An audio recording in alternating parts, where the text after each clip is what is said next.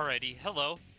I just wanted to really quickly talk about comboing Dizzy with Soul, specifically for Sidewinder loops, but there's a couple other things that it can affect.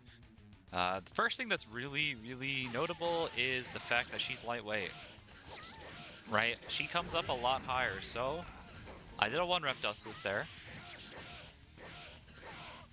But if I did a second rep, it's really hard for the JD to connect. There's a way to do it, but it's generally not worth it, and it's just really hard. So you have the gravity modifier working against you, but you also have Dizzy's hurt box. So as you'll notice, she's very vertically upright right now, which is fine. This is great for Sidewinders, but when she starts to fall back down, she's all the way down here when she was originally up here where the flame particles are. And this is really problematic because you can only hit her down here. And when she gets hit again, it'll reset to vertical, and her clean hit, or where you have to get the clean hit Sidewinder, will be back up here. So even if you did hit her down here and you cancel in the Sidewinder, you'd be way too low for a clean hit. So I'll talk today a little bit about ways that you could do to fix that, and they all revolve around one button, and that is Soul 2H.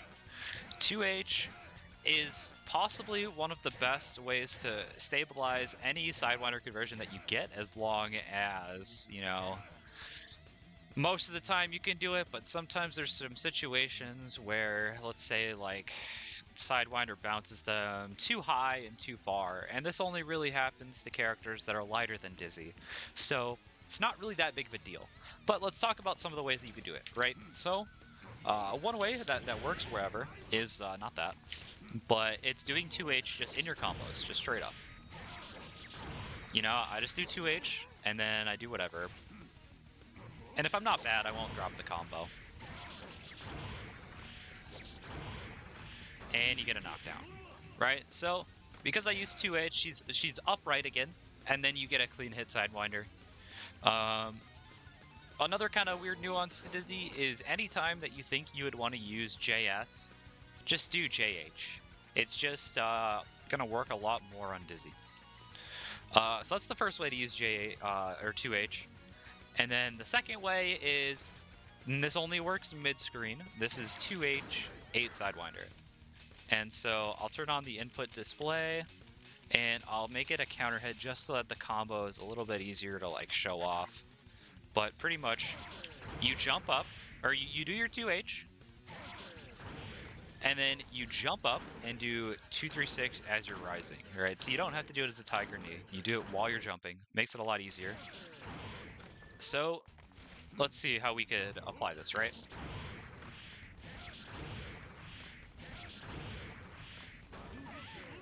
If I had done a button into Bandit Revolver, it would have connected. I could try and do that real quick.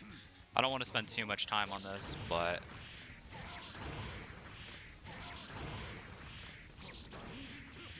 yeah, so that was a really surefire way to stabilize the combo from mid-screen. And you could do that out of pretty much any conversion, right? I could do it out of a 2H 8 Sidewinder if I wanted. You know, something like this. And then I get a Bandit Revolver loop. Sick, right? Sweet. So that's really useful mid-screen. And then when you do it out of corner, like, say a conversion like this, right? Where she's going away from you out of the corner, you have to do something a little bit different. And this is the corner-only variation, and the third variation, this is your 2H into TK9 Sidewinder. So this is where it looks like, not an 8 Sidewinder, but a forward jump one. And this is pretty easy to do off a CS2H. So I'll go ahead and show that off. And if I did a TK Bandit Revolver, it would have comboed, otherwise I could have waited longer.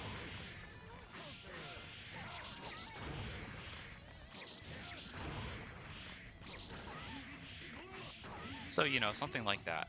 Now the trick with that one is you actually have to input it like a true Tiger Knee, right? So you go, and because you're holding 2, when you're doing 2H, you will not get a super jump when you do jump up. So you could go 2, and then when you're ready, you just go 3-6-9-H. and you'll know you get it because you'll get a forward jump and you'll sidewinder. So this is a good way to practice it. You can do this on block, on like a normal hit or whatever. But this is really important for stabilizing, and it also lets you have your corner keep. Sometimes it's not possible. Sometimes you have to do other conversions like this. You know, this is kind of just stuff on the fly where I realized that I haven't, like, maybe dashed up enough or whatever. But if you have the chance, this is really awesome, and it helps you stabilize, like, pretty much combos against anyone, right? But really helpful against Dizzy, just because of her falling her bucks being so annoying. So yeah, that's the 3 ways that you can really improve your ways to combo Dizzy, right? Because a lot of people will drop it, right? Let's look, right? JS Sidewinder into JS Sidewinder is hard. It's actually kind of hard on Dizzy. It is possible. It is still possible, but it's really annoying, right? And now she's too high for me to get an actual knockdown. If I waited long enough, she would have just teched out, right? So let's say I wait for the proper height. I didn't mean to record there. Yeah, let's say I wait for the proper height to do JS Sidewinder times 3. She'll just be able to tech out. See? So the 2H really makes it. It really makes these combos a lot easier. I hope this helps. If you're struggling with comboing this character, just know we all are. You also cannot do things like she cannot be Bandit Bringer looped, right? Usually you can do Gunflame FRC Bandit Bringer. The Gunflame hits OCG if you do more than one. 2H also misses, so there's some weird nuance, right? But other than that, let's talk about some other weird properties that Dizzy's got. She can hit. She's actually extremely wide in the air. She's, I think, the only character in the game that can actually be hit by a Wild Throw IDJD. Alright, this doesn't happen to anybody else. And if I did 2H a little bit sooner, I would have had a full combo there. But yeah, that's about all the nuance that Dizzy has. She's just lighter, so sometimes you may have to use FB Sidewinder. Otherwise, if you're early enough into a combo, that clean hit doubles your untech time, and since you're so early into a combo, you have a lot more time than you think to land it, unless you do it off a wild throw, obviously, because this all counts. This whole animation counts towards the untech time, because it does do a hit. Which is why the combo counter will pop up as 2, you know? Like, that's why it pops up as another number when you do the combo. So yeah, I hope this helps. This is probably the best recording I'm gonna get because I feel like I've been pretty straightforward. I might have jumped across a couple of times, but I feel like I had a really focused idea of how I wanted to do this video. So yeah, thanks for watching if you did.